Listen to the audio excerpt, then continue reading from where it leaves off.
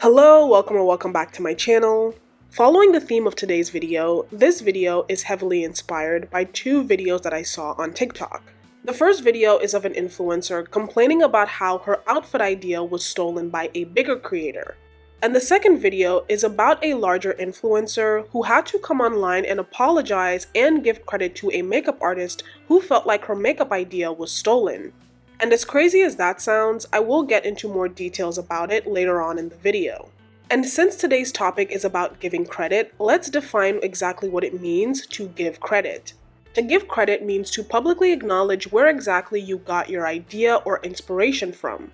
It's a concept that is mostly used on social media and for content creation because it's a free and respectful way to give credit to the original creator. For example, if someone comes up with a dance that's trending all over social media and people like the dance and millions of people are using that dance, it's seen as ethical and respectful to credit the original creator of that dance.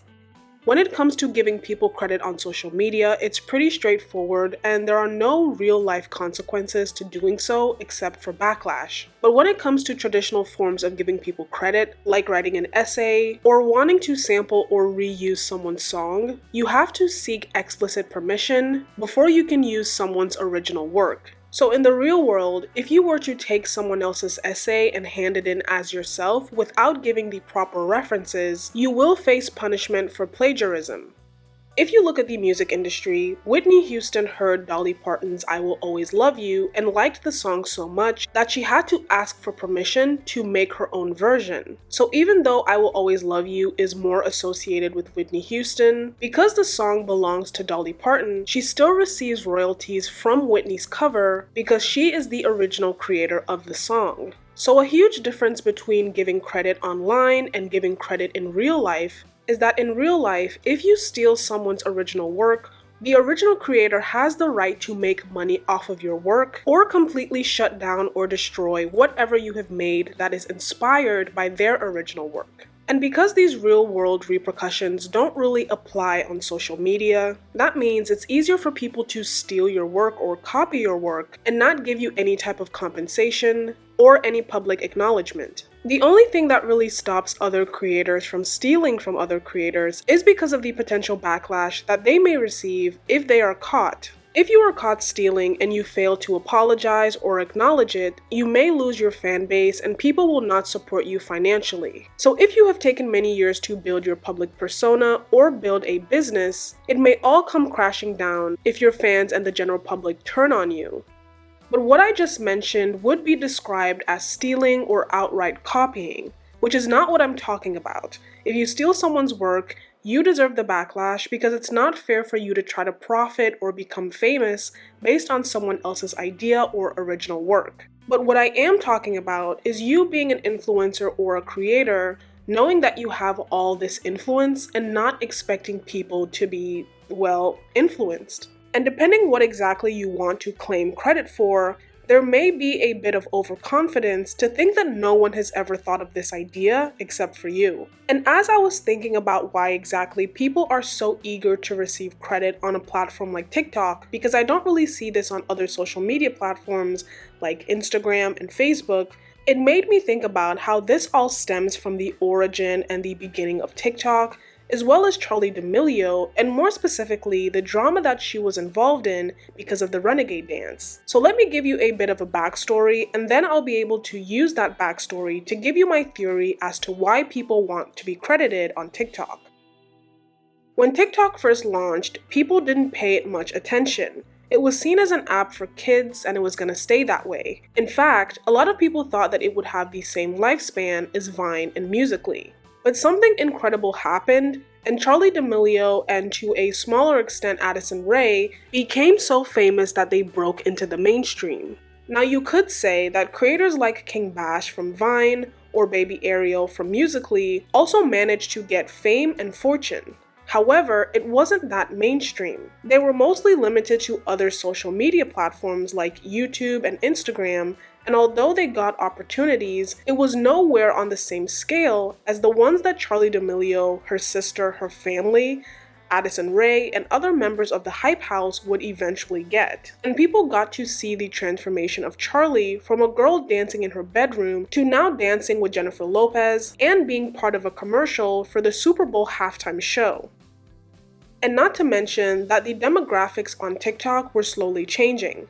It was no longer an app for just little kids, it had adults, it had companies, it was a huge deal. All of a sudden, every single action that you were doing on TikTok had the opportunity to get you to Charli's level of fame or something similar. If I had to choose the one thing that shot Charli to astronomical heights of fame, it would be the Renegade dance. But people soon found out that the original creator of the dance was a 14-year-old girl named Jalea. And so while she was seen as the creator of the dance, she didn't get the same level of wealth, fame, and popularity as Charli. And so people began to ask for Charli and other big creators like Addison Rae to tag Jalea and to tag other dancers when they danced to their original choreography. And this wasn't just backlash that could be swept under the rug. The backlash was so severe that it made its way to mainstream media. There were articles being written about it, and when Addison Rae performed on the Jimmy Kimmel Show, they actually had to tag all the original creators of the dances in the description box, which had never been done before. So if you look at this entire situation, I think people took away two main things. The first thing people noticed is that if you were able to come up with something that became trendy like the Renegade dance, you could possibly have fame and fortune. And the second thing that people saw is that if your work or your dance was taken like it was with Jalea, people would come to your defense, and you could also find a path to fame and fortune, as well as having a loyal army there to defend you. And I think some people are trying to take advantage of the second option. I'm not saying Jalea did this because people actually came to her defense. She wasn't actively trying to call attention to herself, the general public just did that on their own. So if I were to give my theory as to why a lot of creators on TikTok want some kind of credit or acknowledgement is because of the potential for fame and fortune. If you look at the person who came up with the original phrase, very demure, very mindful, very cutesy, they came back online and made a follow-up video explaining how just because of this simple phrase, they had gotten opportunities that they would have never gotten in a million years. See how I come to work? Very demure, very mindful. Bendeja, maybe you should make the videos. Maybe you should make the videos, because one day I was playing cashier and making videos on my break, and now I'm flying across country to host events, and I'm gonna be able to finance the rest of my transition. I finally said it without crying. Everyone keeps asking me like how I feel about what's going on. Like, I feel so grateful, don't get me wrong, but everything's happening so fast. And so it makes sense as to why creators, both big and small, are quite eager to claim credit or to claim ownership for something that they feel is their original work. However, it depends on what exactly you want to claim credit for. So now that we have a little bit of a backstory, I'm now going to play the videos that originally inspired me to make this video. So I'm going to start off with the drama surrounding Halloween makeup. Long story short, a makeup artist on Instagram felt like her work was stolen by a larger creator on TikTok. And because of this, the creator on TikTok makes a series of videos explaining her side and the entire situation. So I'm going to play all the videos so that you can hear it from her perspective. Okay, I'm going to mention this once and leave it at that. This creator did this Halloween makeup look and I got inspired by it for my Halloween makeup look. So then the next day after Halloween, I posted this video where I was showing me try to like put my contact in, my white contact. And then I mentioned how I got inspo from her makeup look. So I put a screenshot and I put her tag, her handle right here on top of the screenshot. I got an inspo from this girl I saw on TikTok, so I'll leave her at right here too. Hers looks way better than mine, but keep in mind I did this in 30 minutes. So, and the day after Halloween, I posted a video, and in the caption, I didn't tag her. I didn't have a caption at all, and I should have tagged her in the caption. That's all on me. I should have tagged her in the caption as well as mentioning her in the video. So then after I posted the TikTok, I go to my Instagram to like post my photos on Instagram. Once the photos are posted, I go to my story. So I look up her Instagram. Her Instagram is basically the same handle as her TikTok. So I find it and I find the video. She has a tutorial for the makeup look that I was inspired by on her Instagram. So I reposted on my story and I'm like, oh, I got inspo from this specific like video and this specific creator. So she sees my previous story, just me just showing off my costume, and she's like, please tag me for credit. And then a little later on, she's like, I'm so sorry, I'm just really used to people not okay, you can read it right here. I'm like, okay, cool. And then time passes by, I'm cooking and stuff. So I finally go back on my phone and I go to my TikTok to like read the comments and stuff.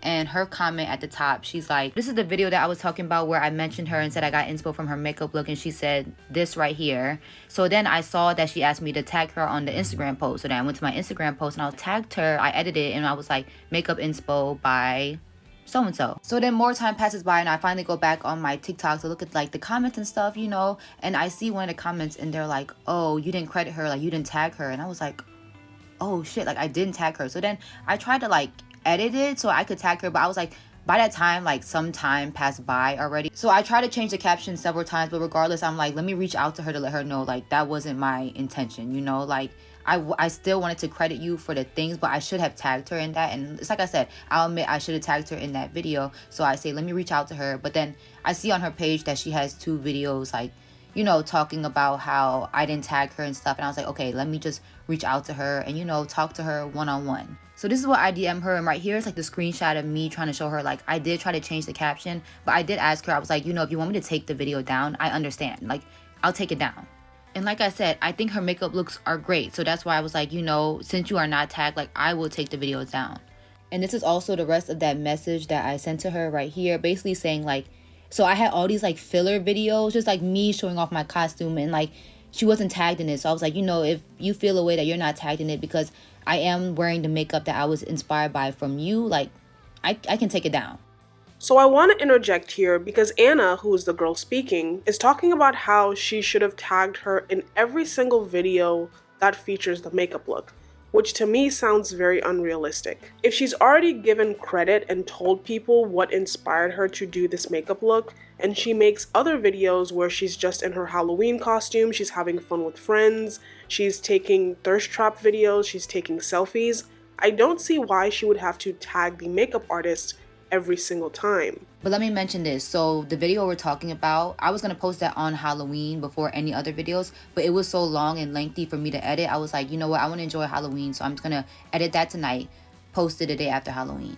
So the only video I had to post for that day was a transition video. It was me doing like me to like the zombie look. So I had a bunch of filler videos on my TikTok like on Halloween, the day after Halloween, just because like I just got a lot of videos because I like my costume. So those were just random filler videos. I posted it with no captions at all. After hearing she felt away because she wasn't tagged in the original video, I was like, you know what, let me just take all the videos down. Well, all the filler videos down because I didn't tag her in those either, you know, and I was like, I don't want to make her feel any more like discredited for her work. And she replies with this, and those are her feelings. Like, her feelings are valid. If she feels that way, then that's how she feels. But that's why I wanted to reach out to her personally and talk one-on-one with her. And, you know, I was trying to talk to her. I was like, you know, I can understand why you may feel the way you do. And, like, but I didn't mean any, like, harm behind it. I literally just quickly posted that video, just like I said, as just, like, a random video as I just post every now and then. And yes, I mentioned her, but I could have tagged her in it. And that's why I wanted to apologize personally. And this was her message after that. I'm just gonna let y'all like read it for yourself. So if you want to screenshot it, pause it, whatever,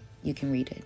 And right here, I'm really trying to explain to her, like, I truly did not mean to post that video with the intention of being like, oh, I'm gonna gatekeep her, like I'm gonna be malicious. Like, no, that was never my intention at all. So I just wanted to explain to her like my thought process with it, basically when I post my videos. So with brands, of course, like we have a contract that I legally have to mention them and tag them in certain videos. So we agree on a caption together. When they come up with a caption, I go to my drafts, I put the caption in, save the draft, and whenever they want me to post a video, I go and post that video when and whenever they want me to post it. But a lot of my videos are just like random filler videos, like I like to call them. Like I just post random videos, and most of the time they don't have a caption, but if they do have a caption, it's like a short random sentence. Here's the rest of my message. But yeah, normally when I post those videos, I literally just like, I edit them the day before. So whenever I wake up the next morning, I'm just like, okay, I'm just gonna like post, like just post. And just posting quick, so it's just easy for me like throughout the day just to know that I have my content out there ready for the rest of the day. But also, that's why I told her, I said, you also helped me realize like I do need to check more on my videos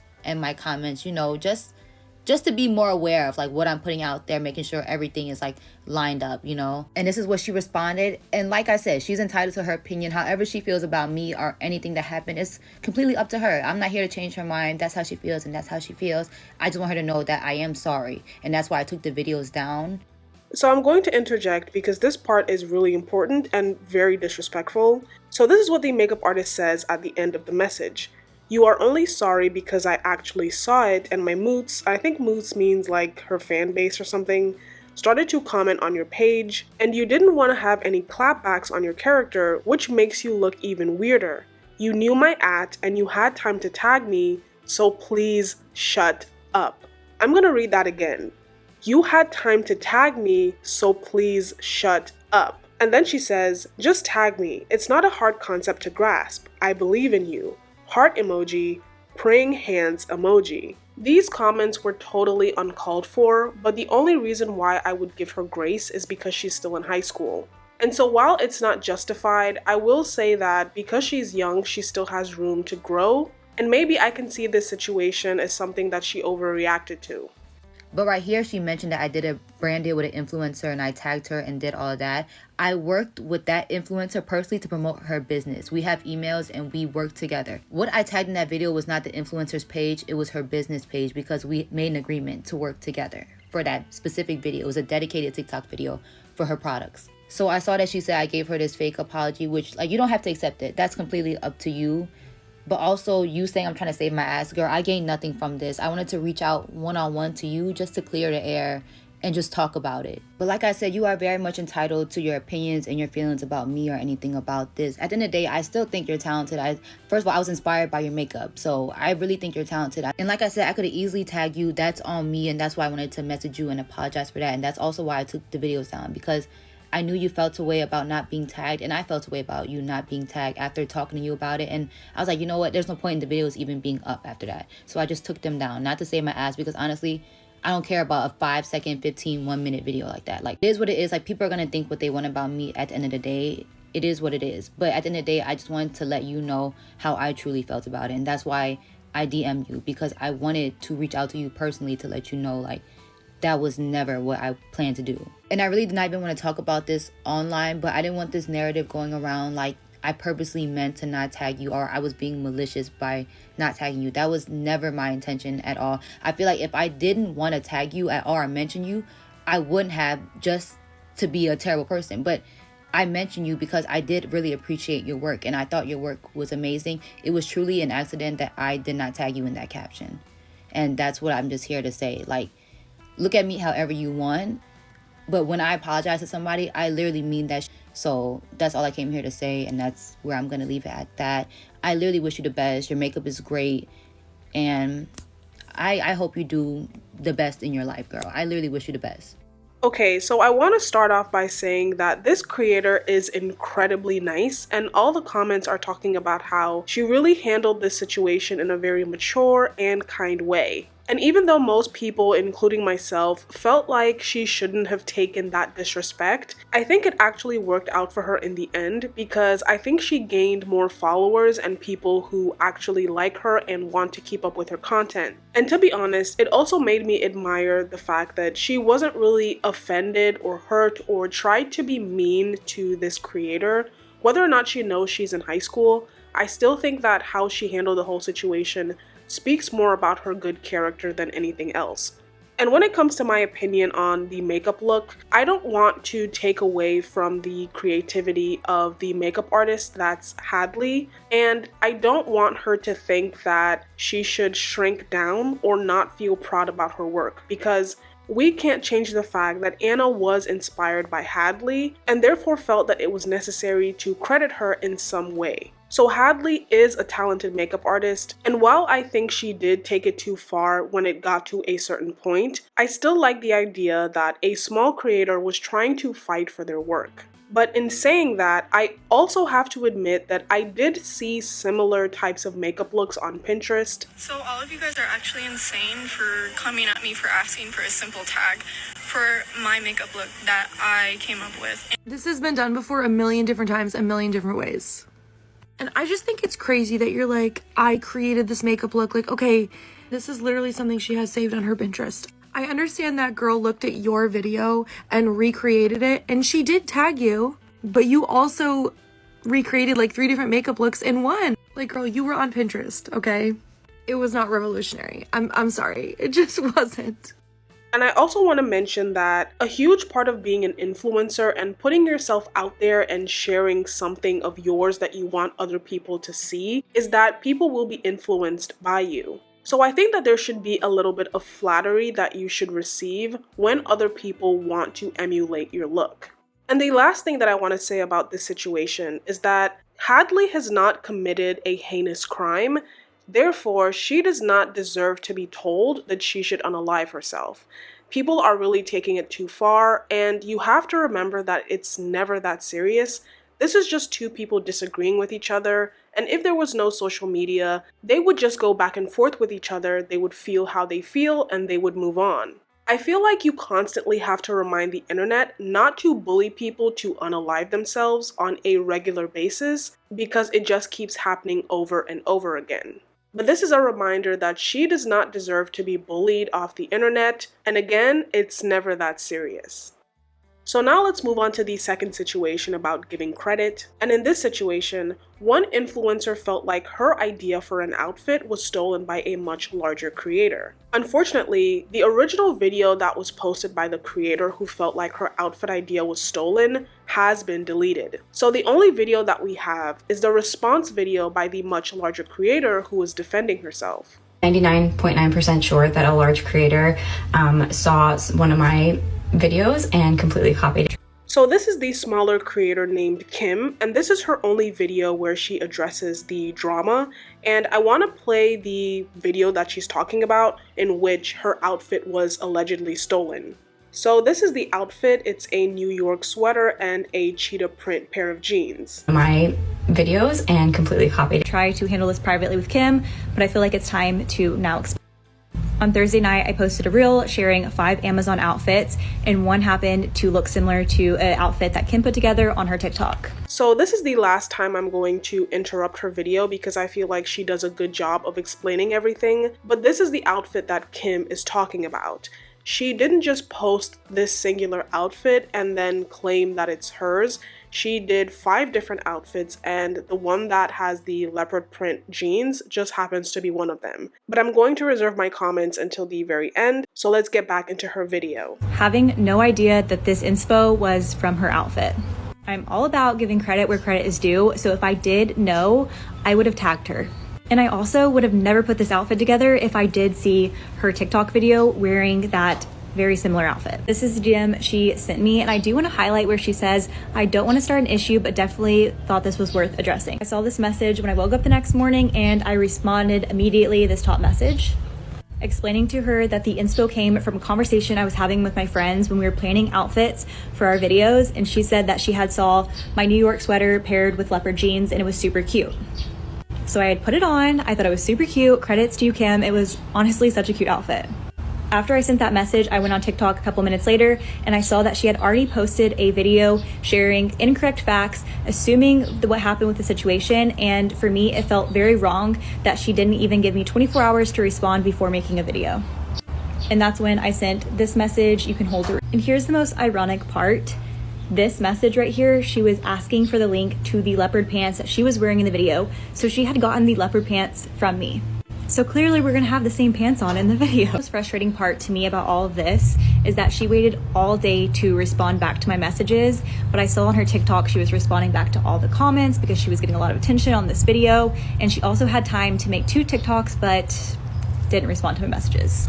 And I don't want to assume this, but how it made me feel is that she was loving the attention, so she didn't want to message me back to make it right, even though that is the right way we should have handled this, instead of posting your thoughts and feelings on TikTok without having actual facts and giving me a chance. Cancel culture on TikTok is exhausting, and I do not stand for it. I do not support it. I don't support anybody that does it because they don't understand how much this can affect somebody's businesses and their life, especially if you don't have facts behind it.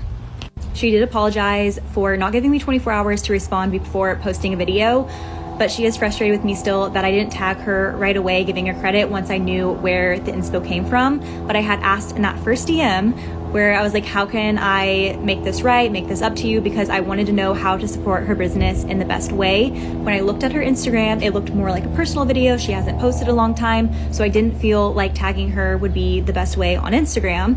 So I was asking her, how can I support her business? I'm honestly just tired of going in circles with this whole conversation, so I thought it was important that I shared my side of the story as well.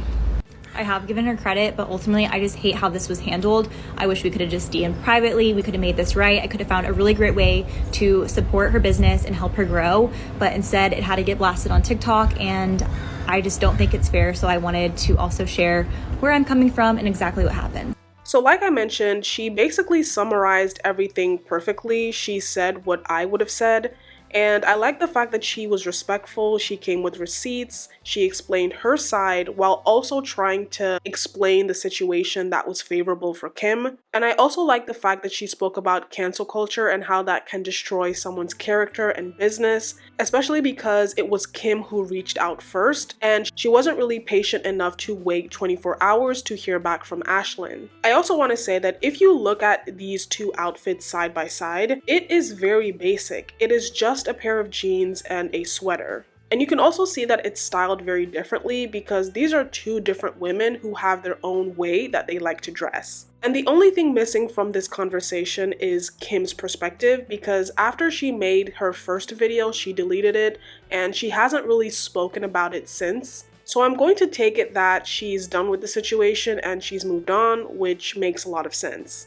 And the sad part about the whole situation is that Kim could have actually gotten away with everything if it wasn't for the fact that there are millions of outfits on Pinterest that look like the outfit that she put on. And there are also different variations of people wearing leopard print pants. But the biggest question that I have is it doesn't make sense for Kim to try to claim that leopard print pants is her original outfit idea, because if you search on TikTok, which is where she posted her outfit idea, there are so many videos that pop up that show that leopard print pants were trending months before she even posted her video in October. There are so many videos all the way from January all the way to October which show people wearing the pants, and it also shows that it's a trending item. So overall, the whole situation was unnecessary and it could have been avoided.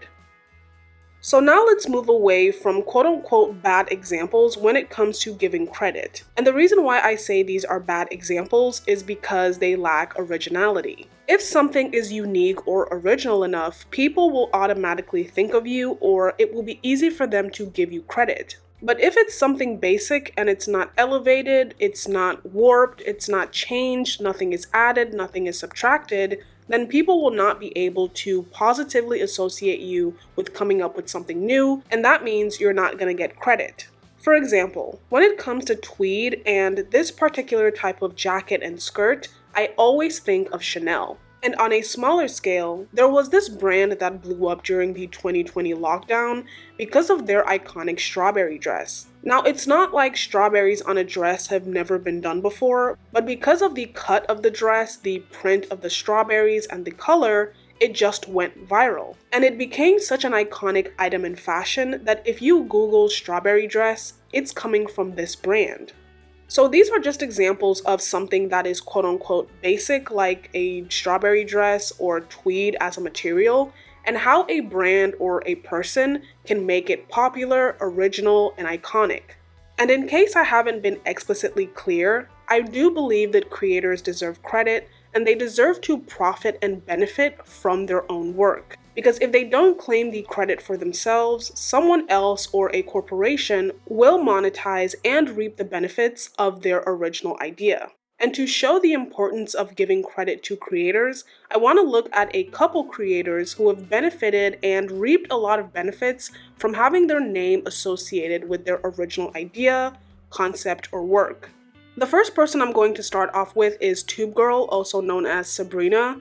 And her videos are not just about her recording herself in the London Tube, it's also about self-expression and confidence, because she is literally in a tube with hundreds of people, and it's the fact that she doesn't care that's why people see her as being this confident girl boss. And she was able to amass 800,000 followers on TikTok. And she's also somewhat of an influencer because the way that she records her videos, it's almost like an edit.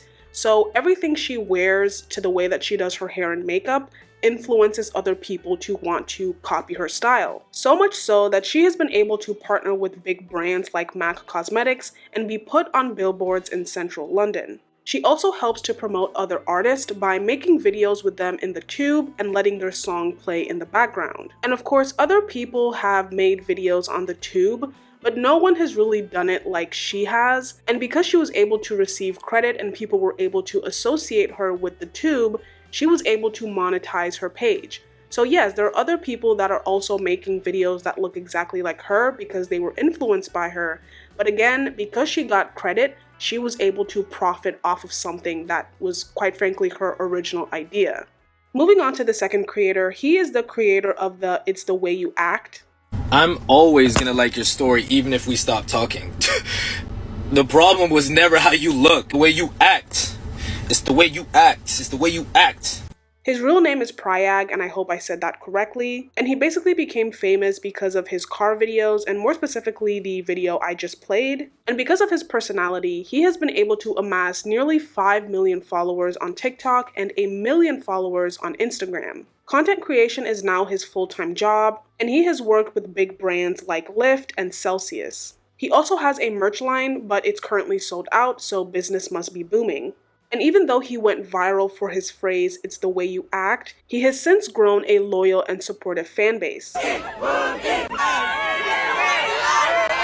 The last creator that I want to talk about is Kiara Wilson. In 2020, when Megan Thee Stallion released her song Savage, Kiara came up with a dance challenge that went viral and took the song to new heights of fame. The dance and the challenge was so successful that Megan decided to publicly acknowledge her by using her dance and her likeness in her lyric video for the song. And because of her newfound fame, Kiara was able to become a full-time influencer, amassing nearly 4 million followers on TikTok and 300,000 on Instagram. But by far the coolest thing that she has done is copywriting her dance so that if it's ever used in a music video, a movie, or a video game, she can receive payment. According to the US Copyright Office, they receive fewer than 20 applications annually for choreography. So the fact that her dance is copyrighted is a huge win.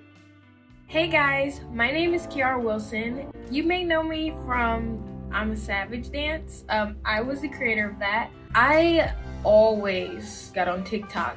I love choreographing. It's unique because it is your own twist. She doesn't always get credit. Kiara was at VidCon to talk about it. At first it was a problem. Then I had my supporters come through for me and they made sure to put dance creds under everyone's videos that did not have me tagged.